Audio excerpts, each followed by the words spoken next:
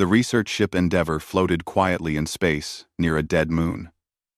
Dr. Sarah Chen pressed her face against the small window and looked down at the ancient ruins below. For 3 weeks, her team had been digging through the remains of buildings that were older than human civilization. "Sarah, come look at this," called Dr. James Park from across the lab. He held up a strange crystal tablet covered in symbols that seemed to glow with their own light. Sarah walked over and examined the tablet carefully. "These markings are different from the others.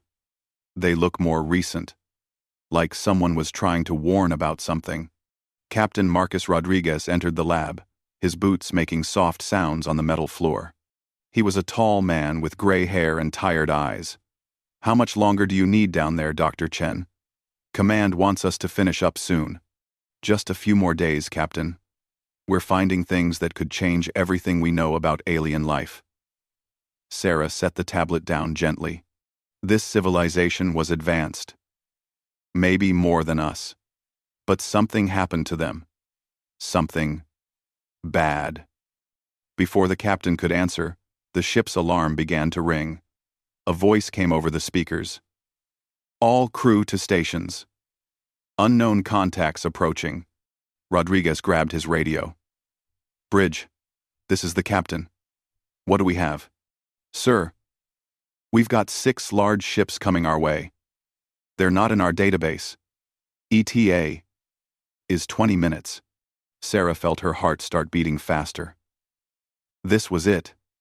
First contact with an alien species. After years of searching empty space, they had finally found someone else. "Captain," she said, "we need to be careful. Whatever happened to the people who built these ruins, it wasn't natural. Someone or something destroyed them." Rodriguez nodded. "I understand. But we follow protocol. We try to talk first." He turned to his radio. "All hands. This is the captain. We're about to make first contact. Everyone stay calm and follow orders." The next 20 minutes felt like hours.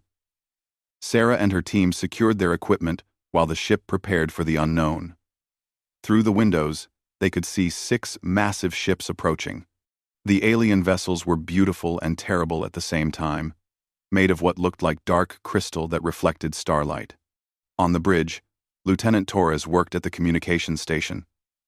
"Captain, I'm ready to send the first contact message." "Do it," Rodriguez ordered.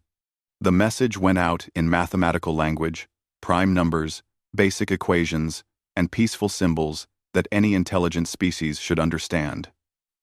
Then they waited. The response came quickly. The alien ship sent back their own mathematical message. Then something more complex. The ship's computer worked to translate the meaning. "Captain," Torres said, looking confused. "They're asking who gave us permission to be here." "Permission? Tell them we're peaceful explorers from Earth. We come in friendship." The translation took several minutes. The aliens responded with more questions. Who was Earth? Who ruled the humans? Why were they touching the sacred ruins? Sarah felt a chill run down her back. "Captain, I don't like this. They're calling the ruins sacred, but these people were killed. Why would they protect a graveyard, unless—" Her words were cut off as the lead alien ship sent a new message. This time, the translation was crystal clear. "Humans of Earth, you have violated the laws of the galaxy by expanding beyond your birth world without permission. You have touched the remains of the Zephyrians, who were cleansed for the same crime. I am Commander Keth of the Veltar hegemony. You will submit to evaluation or face the same fate." The bridge fell silent. Rodriguez stared at the message on his screen. Cleansed? Are they saying they killed the Zephyrians? In where? Torres checked the translation again. "Yes, sir. They're saying the Zephyrians were destroyed for traveling to other star systems without asking permission first." Sarah's hands shook as she thought about the ruins below. "Captain, there were millions of them down there. Families. Children." The hegemony killed an entire civilization just for exploring space. Rodriguez's face grew hard. Torres, send a message. Tell them we need time to contact our government for instructions. Sir, Torres replied. They're responding already. They say Earth's expansion into multiple star systems has been detected. They know we have colonies. Commander Keth says we've already broken their law just by existing in space. Through the window, Sarah watched the alien ships move into a circle around the Endeavor. She thought about her sister back on Earth, about the colonies on Mars and Europa, about the millions of humans who had no idea they were about to be judged by aliens who killed entire species for the crime of curiosity. Captain, she whispered, we have to warn Earth. If they did this to one civilization, they'll do it to others. They'll do it to us. Rodriguez was already moving. Torres, prepare a quantum burst transmission. Full encryption. Send everything we've learned about the hegemony and these ruins back to Earth. Include all our data about their ships and weapons. Sir, if I send that burst, they'll know we're trying to communicate with Earth. Do it anyway. Our people need to know what's coming. As Torres worked at his station, Sarah looked down at the crystal tablet in her hands. The symbols seemed to pulse with warning light, as if the dead Zephyrians were trying to speak one last time. She thought about all the other dead civilizations the hegemony must have left, scattered across the galaxy, all the species who had been cleansed for daring to reach for the stars. The transmission went out, racing toward Earth at the speed of light. For a moment, Sarah allowed herself to hope that it would arrive in time, that humanity might have a chance to prepare for what was coming. Then Commander Keth's voice came through the speakers again, cold and final. Your time for evaluation is over, humans. You have attempted to warn your homeworld. This confirms your guilt. Prepare to face justice. Thanks for watching. And Rizorn, and to the sea. Cresceted. Commander Keth's words hung in the air like a death sentence. Captain Rodriguez felt sweat forming on his forehead as he stared at the alien ships surrounding them. Each vessel was 3 times the size of the Endeavor, their crystal hulls glowing with an inner light that made them look like predators in the darkness of space. Captain, Doctor, Chen said quietly from behind him, I need to show you something. Down in the ruins, we found more tablets, more evidence about what the hegemony does to civilizations like ours. Rodriguez wanted to stay on the bridge, but he knew Sarah had found something important. Torres, keep trying to buy us time. Tell them we're still waiting for instructions from Earth. He followed Sarah down to the archaeology lab, where her team had spread dozens of crystal tablets across the work tables. Dr. Park was bent over a translation device, his face pale with shock. Captain, Park said without looking up, these tablets tell the whole story of the Zephyrians. They weren't just killed, they were hunted down systematically. The hegemony spent decades tracking down every Zephyrian colony, every ship, every outpost. They made sure not a single one survived. Sarah picked up one of the tablets. The symbols on its surface glowed brighter as she touched it, as if responding to her presence. Look at this one, Captain. It's like a final message. The translation appeared on their screen. To whoever finds this record, know that we were peaceful. We explored the stars to learn, not to conquer. We offered friendship to the hegemony, but they saw only threat in our curiosity. They fear any species that might grow strong enough to challenge their rule. Run. Hide. Do not let them find your worlds as they found ours. Rodriguez felt a chill that had nothing to do with the ship's temperature. How many species have they done this to? Park pulled up another tablet. Based on what we've translated, at least 47 different civilizations over the past 10,000 years. Every time a species develops faster than light travel and starts expanding, the hegemony shows up to evaluate them. None have ever passed the evaluation. What exactly is this evaluation? Rodriguez asked. Sarah's hands shook as she set down the tablet. From what we can understand, the hegemony judges whether a new species will submit to their authority. If you agree to become their servants, you might survive as slaves. Or if they think you're too independent, they wipe you out completely. The ship's communication system crackled to life. Captain Rodriguez, to the bridge immediately. When he returned to the bridge, Torres was working frantically at his station. Sir, we've got a problem. More hegemony ships are arriving. We now have 18 vessels surrounding us. Through the main viewer, Rodriguez could see the new arrivals. These ships were different, larger, darker, with weapon ports that glowed with the same deadly light as their hulls. Commander Keth's voice filled the bridge again. Captain Rodriguez, our deep space monitors have completed their scan of your space territory. We have detected human settlements on 43 different star systems. Your species has spread far beyond your birth world, without requesting permission from the hegemony. Rodriguez activated the communication system. Commander Keth, we didn't know we needed permission. Our species has been alone in the galaxy until today. We've never met any other intelligent life. Ignorance of galactic law is not an excuse, Keth replied coldly.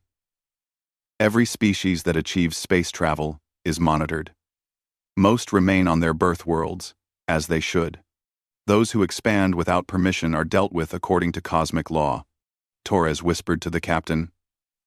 Sir, I'm picking up massive energy readings from their weapons. Whatever they're packing, it's more powerful than anything we have.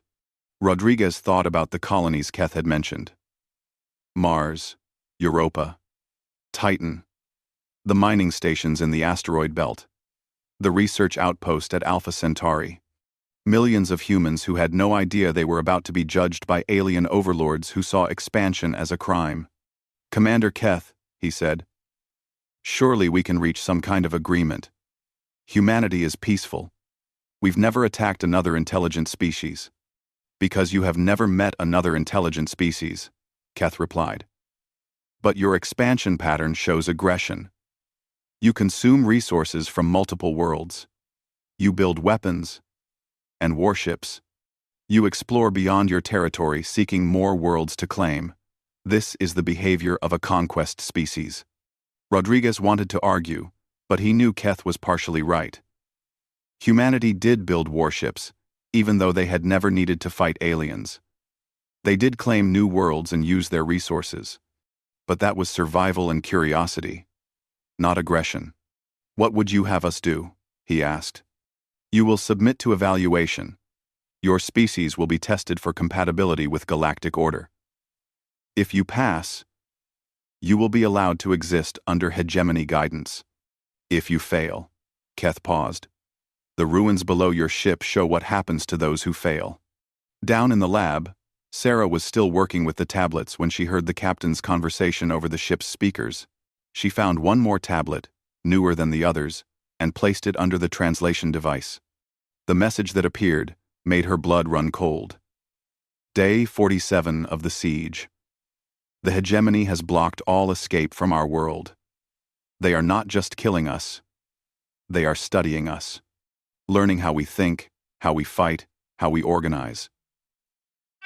They want to understand our weaknesses so they can better destroy the next species they encounter. We are not just dying. We are teaching them how to kill others more efficiently. Sarah ran back to the bridge, clutching the tablet.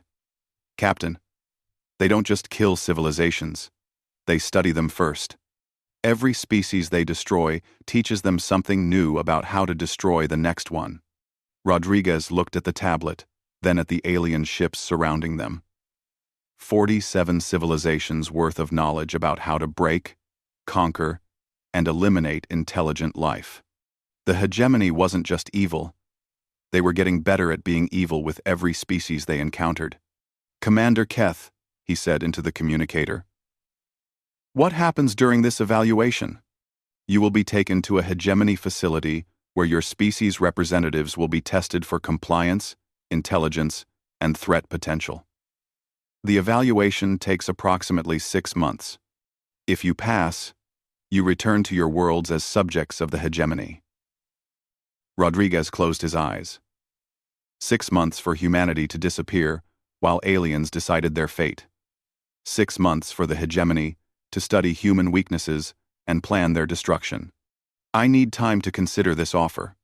You have already had time, Keth replied. Your response has shown us what we need to know. You delay. You attempt to warn your homeworld. You question our authority.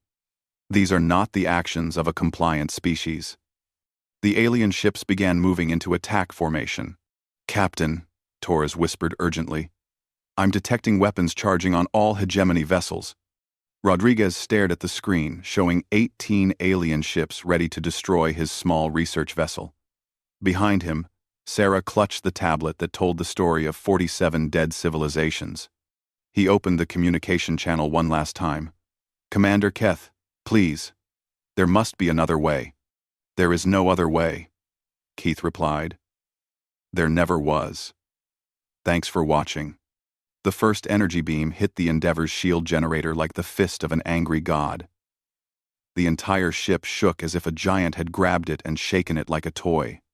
Emergency lights flashed red throughout every corridor, and the smell of burning electronics filled the air. Captain Rodriguez grabbed the arms of his chair as another blast tore through their defenses. Damage report! Chief Engineer Patel's voice came through the speakers, strained with panic. Their weapons are cutting through our shields like they're not even there. We've lost main power to sections 4 through 7. Through the main viewer, Rodriguez watched the hegemony ships fire again and again. Their crystal hulls pulsed with each shot, sending streams of purple energy that tore holes in his ship like paper. The Endeavor had been built for research, not war. Its shields were designed to protect against cosmic radiation and small asteroids, not military-grade alien weapons. Torres, get me a channel to all hands, Rodriguez ordered. Channel open, sir. This is the captain. All crew to emergency stations. Begin evacuation procedures for damaged sections. This is not a drill. Known it. Known it. Known it. In the archaeology lab, Dr. Sarah Chen felt the ship shudder around her as another blast hit. The crystal tablets scattered across the floor, some cracking as they fell. Dr. Park helped her gather the most important ones while the lights flickered above them. Sarah, we need to get to the escape pods, Park said, but she shook her head. No, James. These tablets are the proof that Earth needs. If we die here, someone has to know what really happened to the Zephyrians and all the others. And the center. She activated the lab's emergency transmitter, a small device meant for sending research data back to universities on Earth. Her fingers flew over the controls as she uploaded everything they had discovered about the hegemony's crimes. Another explosion rocked the ship, this one much closer. The lab's main computer sparked and went dark. Sarah could hear the sound of atmosphere leaking somewhere nearby. A high-pitched whistle that meant the ship's hull had been breached. Data upload at 60%, she whispered, watching the progress bar crawl forward while the ship died around her. On the bridge, Lieutenant Torres tried desperately to maintain communications as systems failed one by one. Captain, I'm losing contact with sections 8 and 9. Hull breach on deck 3. Life support is failing in multiple areas. Rodriguez watched the tactical display show his ship being torn apart piece by piece. The hegemony vessels moved with cold precision, targeting specific systems to disable rather than destroy outright. They weren't trying to kill quickly. They were studying how human technology worked as they dismantled it. They're not just attacking us, he realized with growing horror. They're taking us apart to learn how we're built. Commander Keth's voice came through the communications system, calm and emotionless. Human vessel, Endeavor. Your defensive capabilities have been assessed.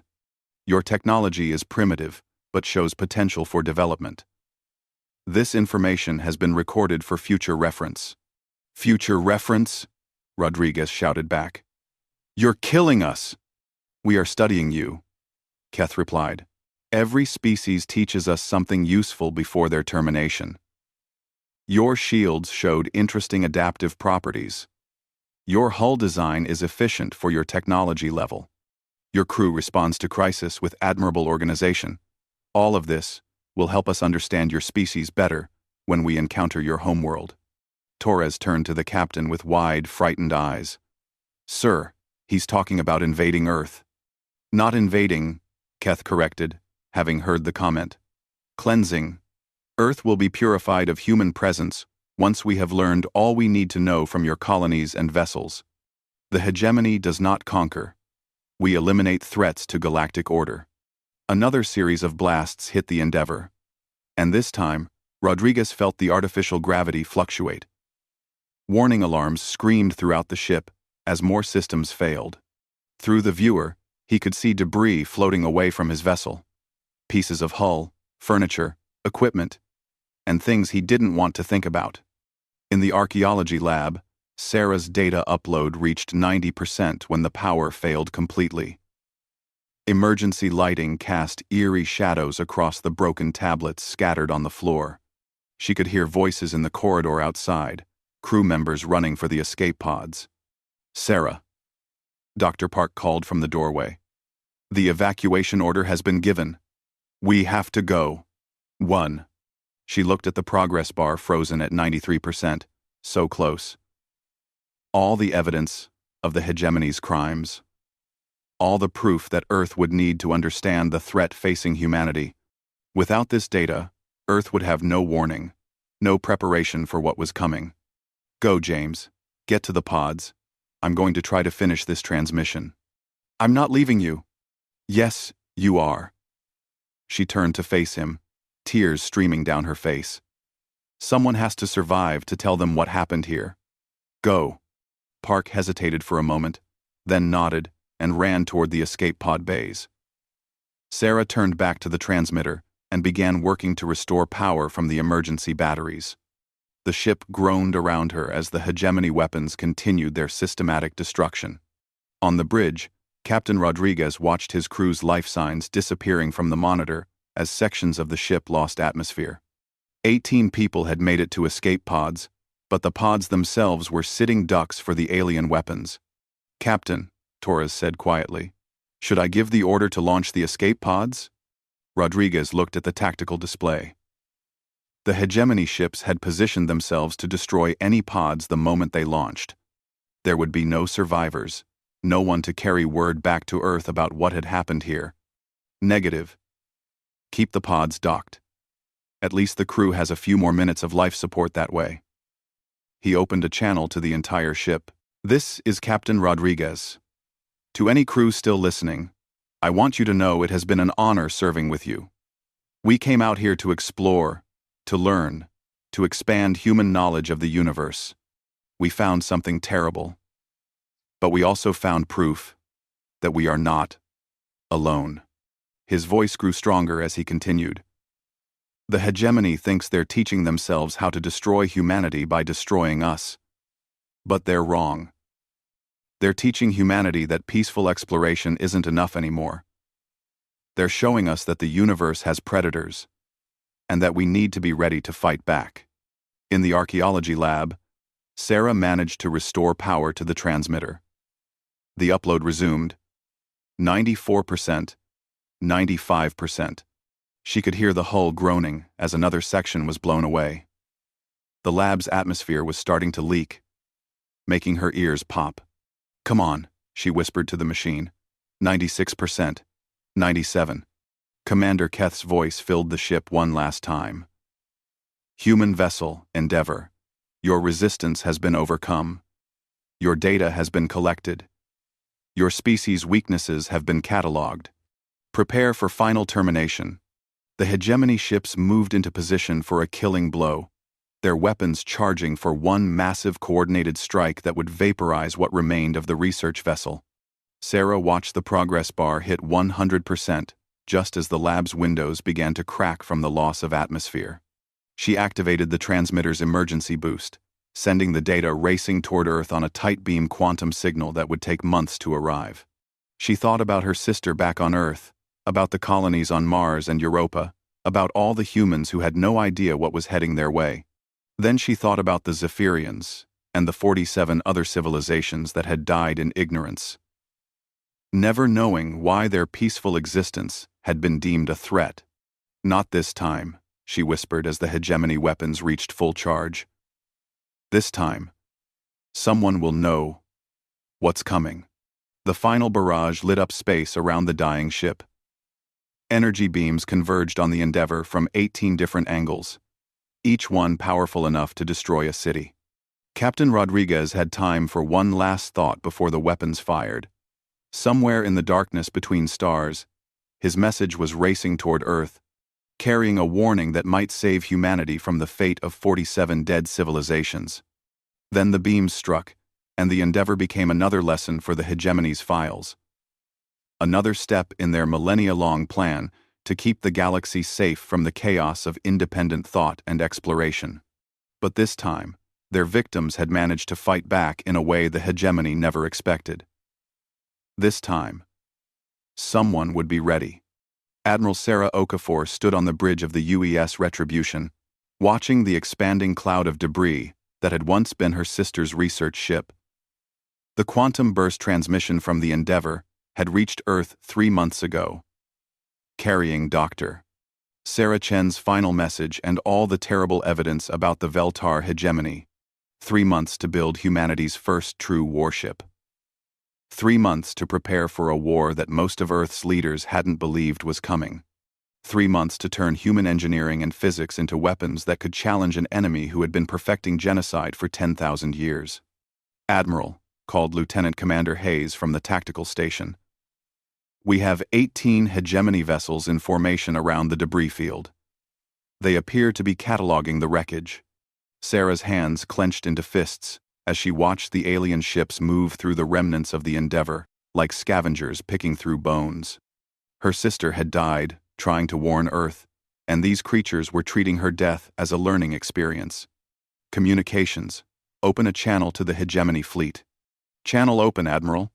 The lead hegemony ship responded quickly, and Commander Keth's voice filled the bridge with the same cold arrogance he had used to condemn Sarah's sister. "Unknown human vessel. You have entered a restricted area where criminals were executed for violations of galactic law. Identify yourself and prepare to submit for evaluation." Admiral Okafor stepped forward, her voice carrying the authority of someone who had spent 30 years in the Earth Defense Force and the last 3 months preparing for this exact moment. "This is Admiral Sarah Okafor of the United Earth Space Force. You murdered my sister and her crew under a flag of peace. You threatened the sovereignty of humanity and the freedom of 47 extinct civilizations. You made a grave mistake, Commander Keth." There was a pause before Keth responded, and when he did, his voice carried a note of surprise. "You know my name. Your species learned more from the criminal vessel than anticipated. No matter. Submit for evaluation or share the fate of all who resist galactic law." "Evaluation?" Sarah's voice turned cold with fury. "You mean the same evaluation you gave the Zephyrians? The same trial you gave to 47 other peaceful species? I have a different evaluation for you, Commander." She turned to her tactical officer, Major Chen, status on the primary weapon system. Major Chen, no relation to her sister, but Sarah had chosen her for the position anyway, checked her displays. Magnetic accelerator cannon. Charged and ready. Admiral. Target acquisition locked on the flagship. Projectile loaded and ready for launch. Commander Keth's voice came through the speakers again, but now there was anger beneath the arrogance. "Your primitive weapons cannot harm hegemony vessels. Our shields have been tested against the technologies of dozens of species. Your evaluation will be brief and final." The hegemony ships began moving into attack formation, their crystal hulls glowing as weapons systems came online. Energy readings spiked across the Retribution's sensors as the aliens prepared to demonstrate the same overwhelming firepower that had destroyed the Endeavor. "Admiral," Hayes reported, "the hegemony fleet is charging weapons. Multiple energy signatures detected." Sarah watched the alien ships maneuver with practiced efficiency. They had done this so many times that destroying a human vessel was just routine. Another species that had dared to explore beyond their birth world. Another lesson in the consequences of defying galactic law. But the hegemony had made one crucial error in their calculations. They had spent 10,000 years fighting species who used energy weapons, shields, and technology based on exotic physics. They had never encountered a civilization that had learned to weaponize the simple, brutal physics of mass and velocity. "Major Chen," Sarah said quietly, "you are authorized to fire when ready." Major Chen's finger hovered over the firing control. The magnetic accelerator cannon that ran the length of the kilometer-long retribution was humanity's answer to the hegemony's energy weapons. No exotic particles, no complex field generators, just a tungsten rod the size of a telephone pole accelerated to 15% of the speed of light by magnetic coils. Target locked on hegemony flagship. Range: 80,000 kilometers. Projectile velocity at launch: 45,000 kilometers per second. Commander Keth's voice crackled through the speakers one last time. "Human vessel, you have 10 seconds to power down your weapons and prepare for boarding. Your resistance will be noted in your species termination record." Sarah thought about her sister's final transmission, about the crystal tablets that had revealed the hegemony's crimes, about the 47 dead civilizations whose only mistake had been reaching for the stars. "Fire," she ordered. The retribution shuddered as magnetic coils along its spine released their stored energy in sequence. The tungsten projectile shot out of the barrel with no visible flash, no energy beam, no warning that could be detected by sensors designed to watch for exotic weapons. Commander Keth was in the middle of giving orders to his fleet when his flagship simply ceased to exist. The tungsten rod hit the hegemony vessel at 45,000 kilometers per second, carrying kinetic energy equivalent to a nuclear weapon. The crystal hull that had been designed to deflect energy beams shattered like glass. The exotic matter shields that could stop particle weapons offered no resistance to simple mass traveling at relativistic speed. The flagship vaporized in an instant, becoming an expanding sphere of superheated plasma that lit up space for thousands of kilometers around. The other 17 hegemony vessels were caught completely off guard, their sensors unable to understand what had just happened. "Direct hit on the flagship," Major Chen reported, her voice filled with satisfaction. "Target destroyed. Complete structural failure. No survivors." The remaining hegemony ships scattered in panic, their perfect formation breaking apart as commanders tried to understand how their most powerful vessel had been destroyed without any energy weapon being fired. "Communications intercept," Hayes announced. "Multiple hegemony vessels are reporting impossible destruction and requesting instructions from their home fleet." Sarah watched the alien ships flee in disorder, their arrogance shattered along with their flagship. For 10,000 years, they had been the apex predators of the galaxy. Today, they had learned that evolution doesn't stop, and that apex predators can become prey when something more dangerous comes along. "Admiral," Major Chen said, "the surviving hegemony vessels are attempting to retreat. Should we pursue?" "Negative. Let them run. Let them report back to their superiors that humanity has weapons they've never seen before." Sarah turned to the communications officer. "Send a message to the fleeing ships. Tell them this: the galaxy has new management. The age of genocide in the name of order is over." She paused, thinking about her sister and all the other victims of hegemony justice. "And tell them that any attempt to harm humanity or our allies will result in the complete destruction of their civilization. We've studied their tactics, we know where their worlds are, and we have many more ships with many more railguns."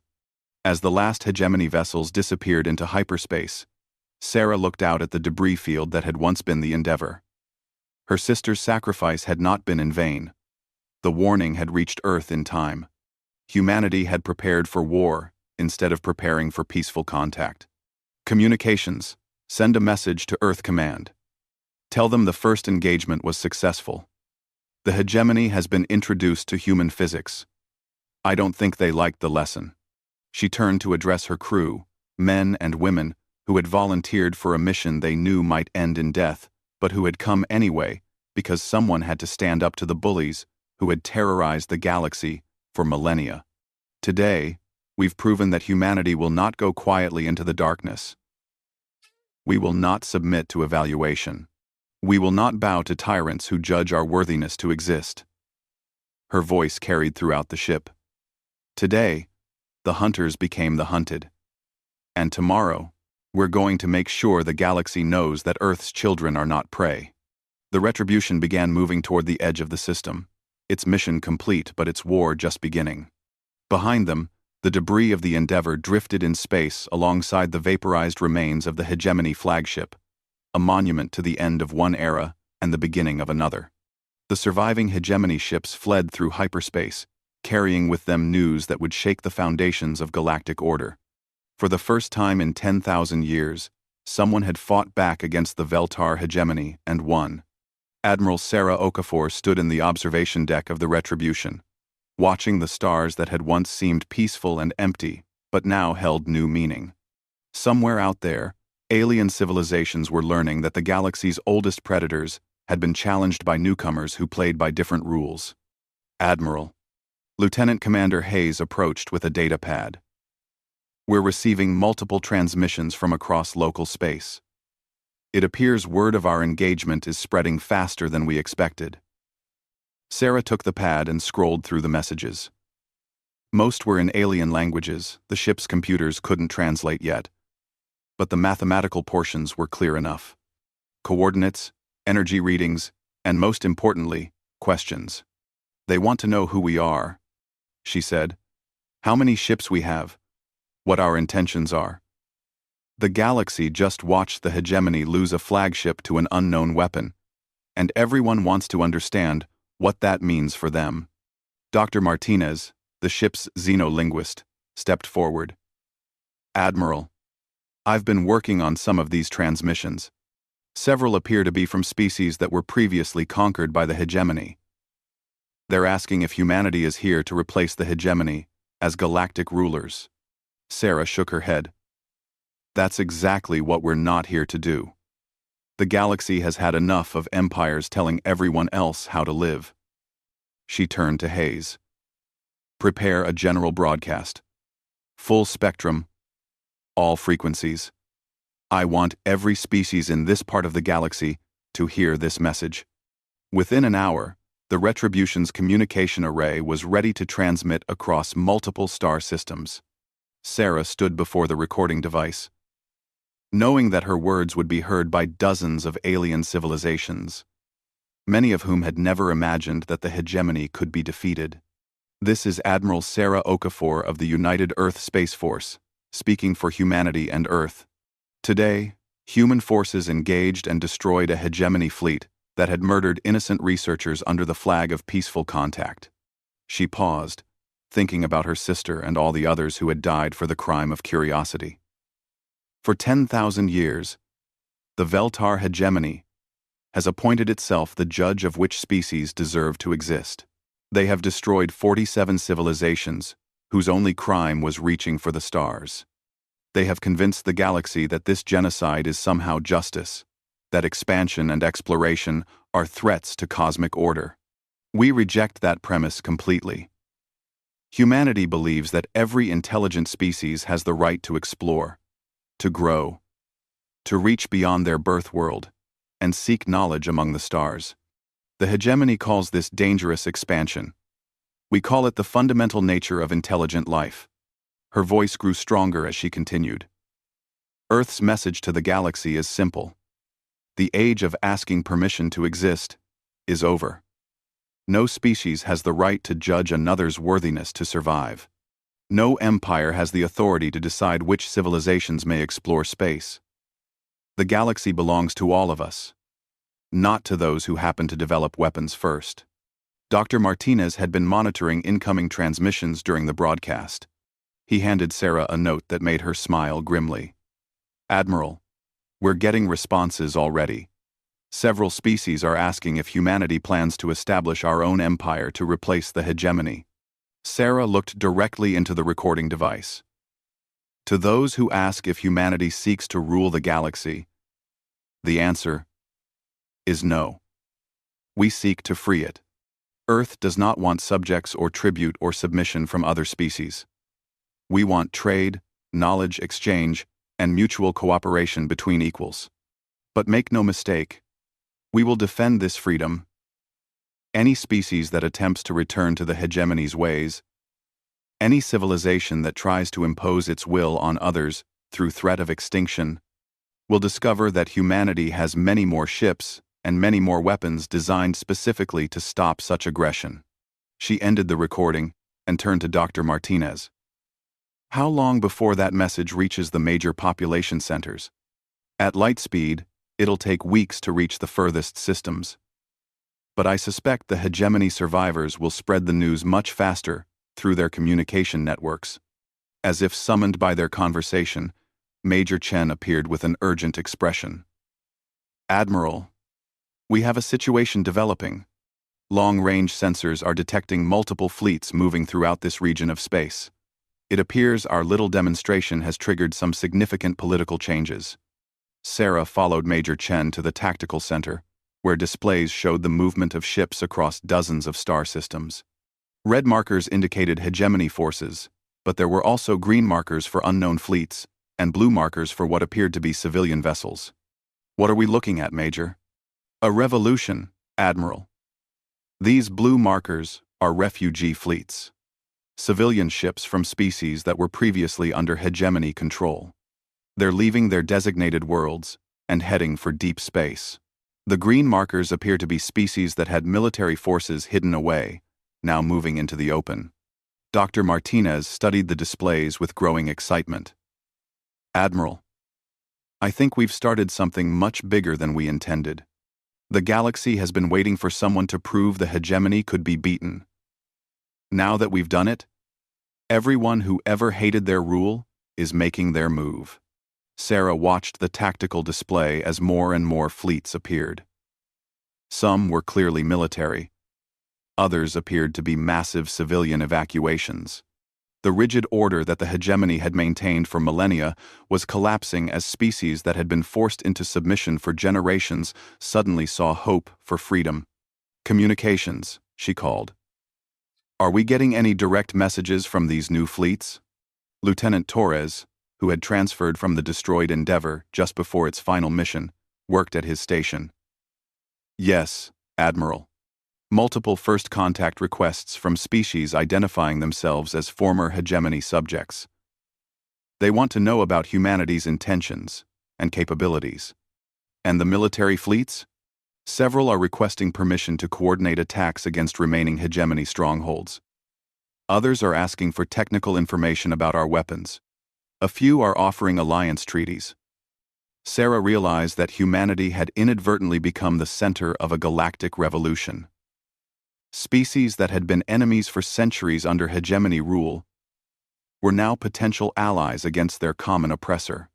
The rigid hierarchy that had kept peace through fear was being replaced by chaos, hope, and the possibility of genuine freedom. Admiral, Hayes approached with another urgent message. We're receiving a transmission from Earth Command. The President wants to speak with you directly. The conversation with Earth took several minutes due to the distance.